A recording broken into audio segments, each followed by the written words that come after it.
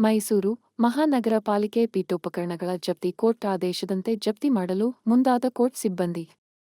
ರಮ್ಮನಹಳ್ಳಿ ಗ್ರಾಮದಲ್ಲಿ ಕುಡಿಯುವ ನೀರು ಘಟಕಕ್ಕೆ ಭೂ ಸ್ವಾಧೀನ. ವಿವಿಧ ಸರ್ವೆ ನಂಬರ್ಗಳ ಸುಮಾರು 45 ಎಕರೆ ರೈತರ ಜಮೀನುಗಳ ಭೂ ಸ್ವಾಧೀನ. 1994 ರಲ್ಲಿ ಸುಮಾರು 45 ಎಕರೆ ಭೂ ಸ್ವಾಧೀನ. 1 ಎಕರೆಗೆ 45,000ದಂತೆ ಪರಿಹಾರ ಕೊಡಲು ಒಪ್ಪಿದ್ದ ಮಹಾನಗರ ಪಾಲಿಕೆ. ಹೆಚ್ಚಿನ ಪರಿಹಾರಕ್ಕಾಗಿ ಕೋರ್ಟ್ ಮೊರೆ ಹೋಗಿದ್ದ ಗ್ರಾಮಸ್ಥರು. ಈಗ ಗ್ರಾಮಸ್ಥರ ಪರವಾಗಿ ತೀರ್ಪು ಪ್ರಕಟ.